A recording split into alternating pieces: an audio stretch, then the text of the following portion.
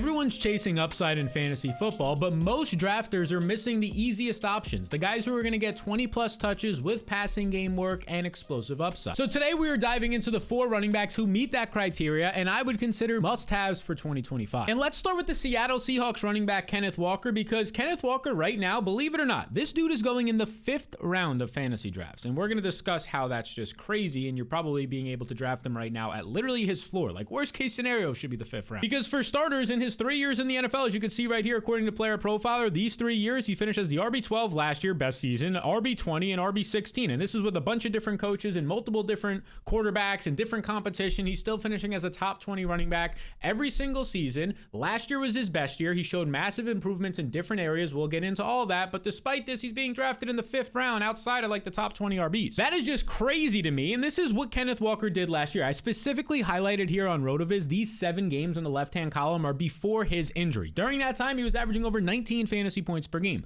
31 receiving yards, and 57 rushing yards per game. So the guy was putting up nearly 90 total yards per game. But more importantly, that 19 fantasy points per game was top 5 amongst running backs. Kenneth Walker before his injury last year was a top 5 running back. And even when he came back from that injury, he was still putting up top 20 numbers for you. And every single time that he's come back from injury these past 2 years, he's always continued to regain the full backfield from Zach Charbonnet, the running back behind him. He ranked top 12 in snap share last year. 72% of his backfield opportunities, that's his targets and carries. That was 11th amongst running backs. What does this show you? It just shows you that he is the proven RB1 here, despite multiple different coaches and offensive coordinators over the years. Every time he comes back from an injury or every time it's like a blowout, whatever it might be, and Zach Charbonnet gets some really good running, and Charbonnet does look good in those situations, it's right back to Kenneth Walker when the game is meaningful, not a blowout, and when he's healthy. Overall, last year, he ranked 6th in expected points, so he was getting put in situations to win despite not having a good offensive line. We'll talk about how that's actually improved now, and he was averaging over 18 touches a game. Very strong. And here's the biggest unlock that we saw from Kenneth Walker last year. He actually broke out as a receiver. In 2022 and 2023, he never cracked 30 receptions, and last year he had over 40 catches and was on pace for 63 if it wasn't for his injury. Now that is a big leap, and it wasn't just like he was getting a bunch of volume. His target share amongst running backs was the 4th best in the league, so he was seeing the 4th highest percentage of targets for his team amongst any running back in the league. That's significant. And honestly, it should get even better this year because this team addressed the offensive line. You can see in free agency, and Seattle did the most this year on offense in terms of additions, subtractions, the draft. You can see all these names here. It's crazy. This is my team changes tracker in the fantasy blueprint.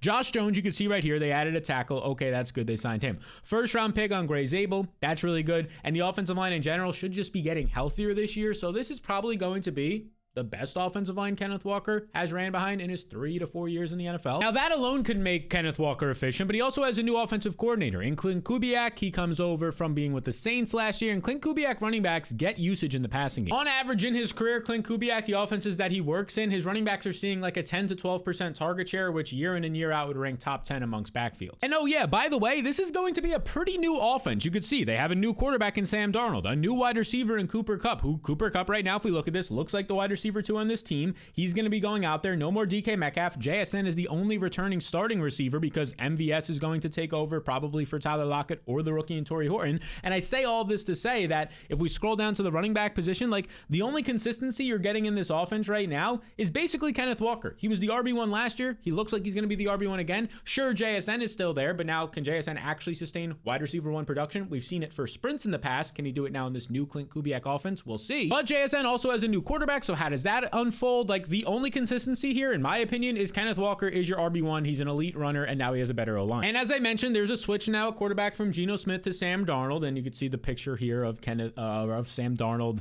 over on Player Profile. It's a Lego. It's kind of random, but Sam Darnold will check it down. Like last year, we got Aaron Jones ranking top 10 overall in receptions at the running back position with Sam Darnold as his quarterback. So I think Kenneth Walker is easily one of the most talented pure runners in the game. We got to see last year his improvement in the receiving department. Now he's going into a system with Clint Kubiak that fits him with an improved offensive line. What's not to like? The only risk would be if that new offensive coordinator Clint Kubiak just happens to like Zach Charbonnet better. Okay, I could see that, but there really hasn't been a reason to believe that in the past with multiple different coaches. Kenneth Walker right now goes as the 50th overall player, the RB18. I see him go on some other sites after RB20. I think this is a pretty good value for him. Like, I don't think this is a screaming value, like, oh my God, go run and get him. But I think he should probably be ranked closer to the top 40, top 45 overall players. So Walker, for me right now, everything we just said, said, and there's some value on him, makes him a must-have. And now you probably already knew this one before you clicked on the video because, man, oh man, if you've watched my content, you know that I love RJ Harvey because the dude's profile, the rookie, the second-round rookie for the Denver Broncos, his profile all around the board, everything, and we'll get into it, it's ridiculous. You could start with the college production. Over these last 2 years, between his rushing yards, 1,400, nearly 1,600, he had nearly 3,000 rushing yards alone. That doesn't even get into his receiving production, which was also strong. 33 touchdowns the past 2 years, and he led college football these past 2 years in 10-plus yards and 20-plus yards. He's explosive, even more than Ashton Jeanty. So we know the dude can produce. Then he goes to the NFL Combine and kind of surprises people, including myself. He runs a 4.44 40 time or a 4.4 40 time. That is elite, top 10% speed.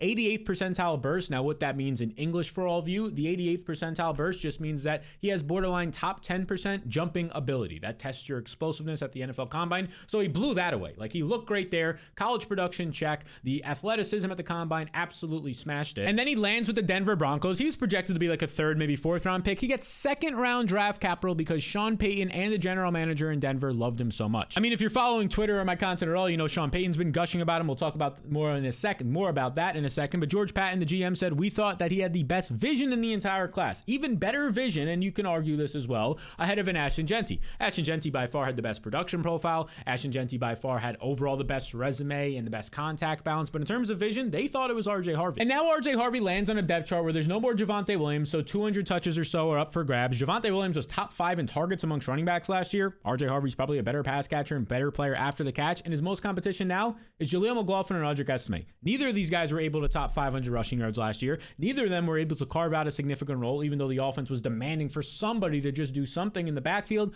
RJ Harvey now lands on that depth chart, a depth chart that basically Sean Payton hates all the other dudes in this depth chart. Like, he was so frustrated with this backfield last year that he went out and spent second round draft capital on Harvey. Sal from the future here checking in real quick. If you hear noise in the background, it's actually waves crashing because I'm on vacation right now, but I wanted to make sure you knew this update because there's new competition for RJ Harvey, and it's J.K. Dobbins. He just signed with the Denver Broncos, and don't let anybody tell you that this doesn't matter. It does. J.K. Dobbins is better than Audric Estime. He's better than Jaleel McLaughlin, but don't worry, I would say, too much, because let's look at the context here. RJ Harvey is second-round pick, right? So he goes in the second round. The team has been gushing about him. Sean Payton, the coach, has been gushing about him. He's been doing good himself in OTAs and in rookie OTAs. He's looked like the best player on the field, multiple beat reporters have said. So there's that context. And then there's the context that this team just signed J.K. Dobbins on the first day of minicamp. What does that tell you?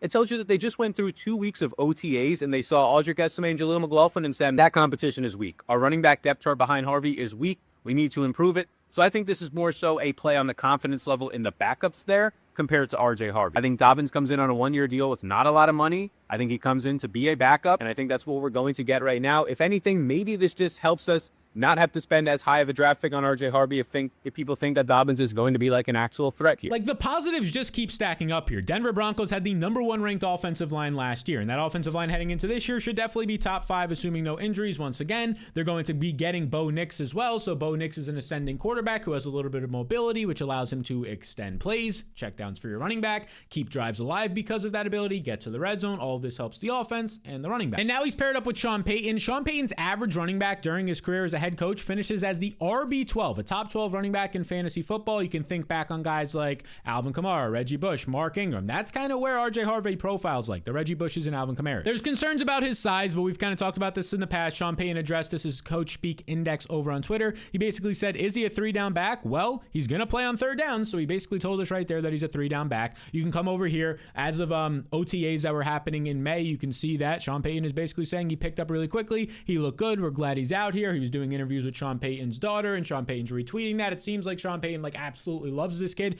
Fingers crossed that we, knock on wood, don't get an injury, because that seems like the only thing that's going to slow down RJ Harvey. And somehow right now he's actually a value. There's no way this keeps up just because of the fact that I'm making content on this and it's going to probably reach hundreds of thousands of people, and I'm sure other creators are making content. RJ Harvey, the 79th player overall as of this recording, RB27. I'd be shocked if this holds up. RJ Harvey should be a top 24 running back, should be a top 20 running back probably as we get closer to the season, and I don't think he'll ever get drafted as a top 20 back, but that means we're just going to have value all summer long. He is a must draft back. Circle him, put a star next to him, make sure you get it. Because if you don't, I think it will be a mistake. And speaking of mistakes, I put together a free 5-day fantasy course that helps you avoid the 5 biggest mistakes that I see in fantasy drafts every single year. It's completely free. It's linked down below. It's called, or you can just go to startwinningfantasyfootball.com. Startwinningfantasyfootball.com, completely free to get this 5-day course so you don't keep making the mistakes that you probably are. And when you stop doing those, your league mates are probably going to keep making them. You can pass them and continue to win. And if you want to go a step deeper and actually work with me one-on-one, the same tools that I use to help you in your draft and every single week this year, you can check out the Fantasy Blueprint. That's also linked down below, and it's officially out right now. Here's a sample of just like one of the tools that you get in the Fantasy Blueprint. It's my tiers. They're highlighted by every single position. They highlight as well the best and worst values versus ADP. And this is not just like some top 24 players. We go all the way down to the 124th ranked wide receiver. This goes all the way down to the 94th ranked running back. And across different positions as well, we're getting like 45 tight ends, 35 quarterbacks,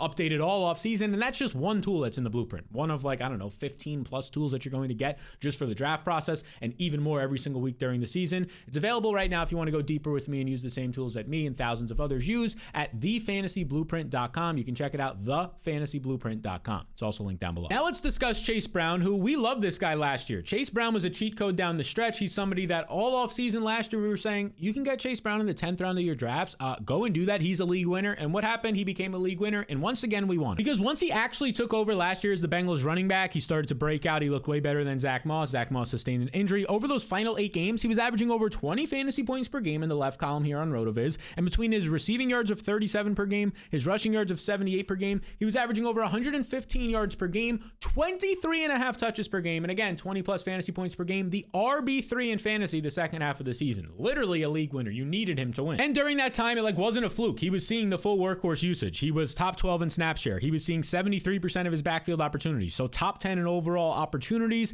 Then he finished top 5 in production. Everything worked out for him last year, but that's not all. He also caught 54 balls, which ranked top 5 amongst all running backs, and he was 7th in explosive runs of 10 plus yards. And now heading into 2025, literally nothing has changed for his situation. Like, let's look at the team changes page. They bring in Samaje Perine, a 30-plus-year-old running back who did nothing last year when he was on the Chiefs for the most part. Don't think he's going to contribute here, even though he used to be on this team. Don't think he's going to contribute. They lose Khalil Herbert, who I think was actually better than Samaje Perine, and then they pick up a 6th-round running back in Taj Brooks. So I don't think that matters at all. If anything, they improved their offensive line. Dylan Fairchild in the 3rd round. They ended up getting Lucas Patrick in the draft, and in general, I think they're just going to get healthier this year. So improve their similar offensive line. Not much added competition at all. And also the Bengals defense probably is still going to look bad. They didn't do much to improve it this offseason, meaning even more check down opportunities for Chase Brown after last year ranking top 5 in catches amongst RBs. The only other competition we should point to is Zach Moss, who they did sign to at the beginning of last year, and he was going to compete 50-50 backfield with Chase Brown, but Chase Brown just looked way better. Then Zach Moss got hurt. Now Zach Moss is even older. He's never really been all that efficient outside of like a 4-game stretch.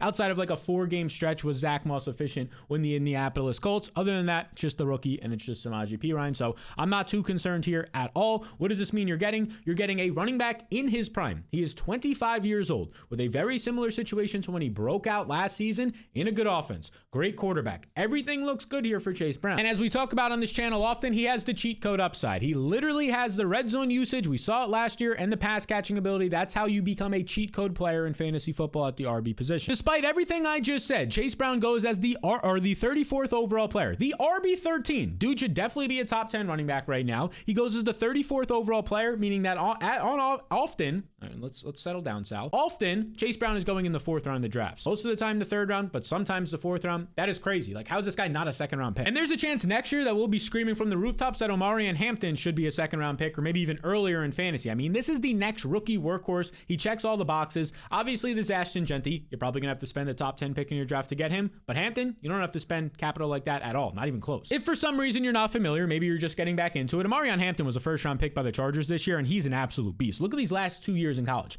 1,500 rushing yards, over 1,600 rushing yards. When you factor in his receiving yards last year, this dude put up over 2,000 total yards. And over the last 2 seasons in college, he averaged 24 touches a game, 150 yards per game, and over a touchdown per game. I mean, 150 yards per game. That's mind-boggling the last 2 years. And similar to RJ Harvey, this guy goes to the NFL Combine at 221 pounds, by the way. Like, let's look at his size right here, right? On Player Profiler, 6 foot, 221 pounds, elite size for a running back. Scroll over here, athletic testing, blows it away. A 4.46 40 time, that's top 5% of all time. His burst score, top 10% in terms of burst, explosiveness, explosiveness, his jumps, all of that's amazing. And then, of course, he gets dropped into a really good situation. He falls to number 20, the 22nd pick overall. Jim Harbaugh has already said in interviews that he was like shocked that he was there. They ran to the podium and basically drafted him and said, we need this guy. He lands in a Jim Harbaugh offense. You know what that means? Jim Harbaugh, for the most part of his career in college or the NFL, has been a run-heavy coach. And now, depending on the season, maybe it's skewed a little bit more towards the average, or he passes a little bit more in these small stretches of games. But for the most part, he builds his offense on physicality. He loves his defense. He loves his running game to set up the passing attack. Like, this is just perfect for Omarion Hampton. And it should be called out that he lands in an offense that this offseason lost J.K. Dobbins, you can see right here, lost Gus Edwards, their top two running backs from last year, which means that overall, and by the way, this offense was a top half of the league offense in terms of